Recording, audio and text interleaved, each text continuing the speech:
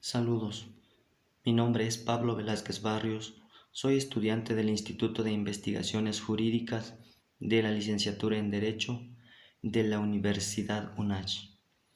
En esta ocasión voy a hablarles acerca del pluralismo jurídico en el Estado mexicano. Se refiere a que existen múltiples de sistemas normativos en una misma o determinada área geográfica en esta percepción que sería de nuestro Estado mexicano. Eh, el Estado reconoce que existen diferentes sistemas normativos jurídicos. El primero sería la máxima, que es la Constitución Política de los Estados Unidos Mexicanos. El pluralismo jurídico es la existencia de dos o más sistemas normativos. El sistema normativo que sería, lo había mencionado, que es el primero, la Constitución Política de los Estados Unidos Mexicanos, o sea, la Carta Magna, y también lo que es el derecho de los sistemas indígenas, pero que este sistema no está en contra de nuestra Carta Magna, sino que de ahí retoma sus bases. Porque también el sistema normativo respecto a los pueblos indígenas se rige dentro de la misma sociedad, dentro de sus propias normas jurídicas. Cuando existen diferentes regímenes normativos soberanos. También puede existir los tipos de pluralismo jurídico en dos formas o en dos partes, lo que es el interno y también el externo. Lo que respecto al interno serían, por ejemplo, regida aquí en nuestro entorno, en nuestra misma sociedad, en nuestro mismo Estado mexicano. Y lo que son los externos, ya son, por ejemplo, los tratados, las convenciones, hablando lo que es respecto a los derechos humanos.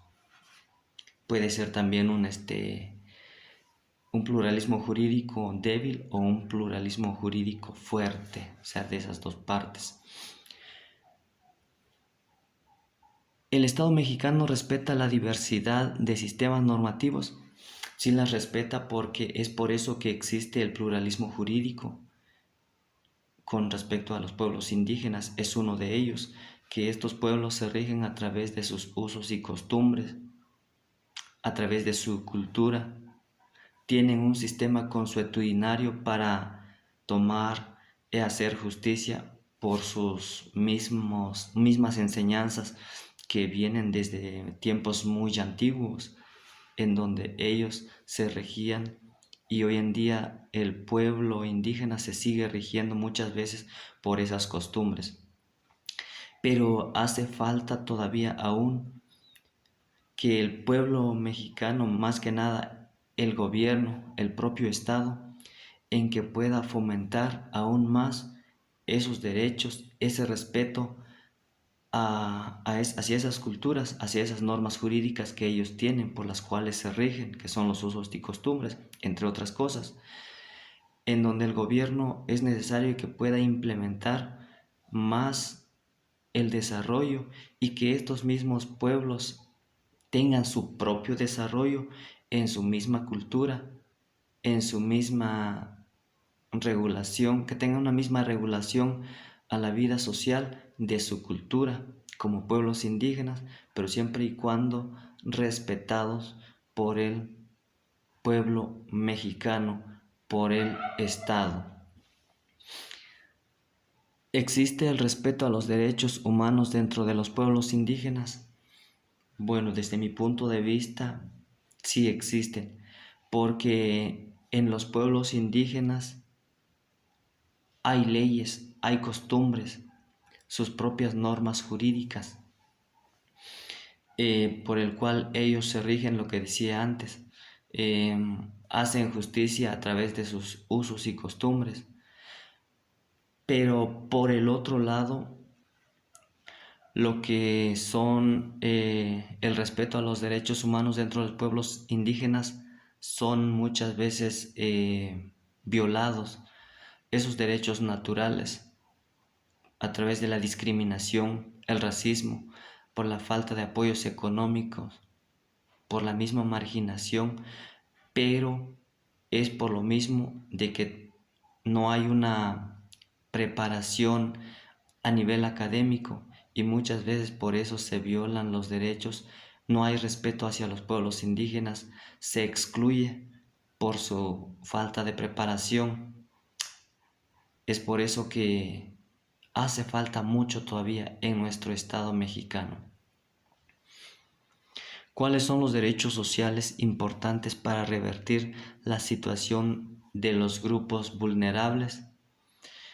Bueno, sería tratar de solucionar desde un enfoque global a través de aspectos como lo son aspectos sociales, en lo económico, culturales y por supuesto en lo político. En los aspectos sociales sería de implementar la solidaridad social y la familiar, que es el núcleo de toda sociedad. En lo económico, fomentar proyectos productivos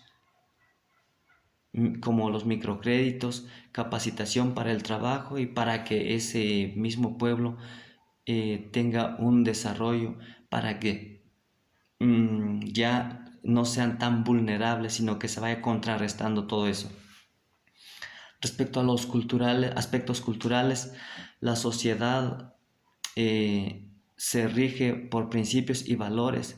Es eso el que hay que ir fomentando, los principios y los valores dentro de los grupos vulnerables. Respecto a lo político, la participación de los grupos vulnerables en el desempeño, en el diseño de políticas públicas. El gobierno debe aplicar las políticas públicas a través de las normas jurídicas, en donde debe haber participación de todos esos grupos vulnerables y no excluirlos. Respecto a la última pregunta que dice, ¿por qué sufren desigualdad social las mujeres y los indígenas?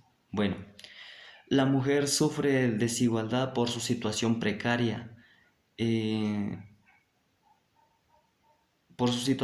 más que nada, pero aparte de eso, por la falta de educación, por la falta de preparación.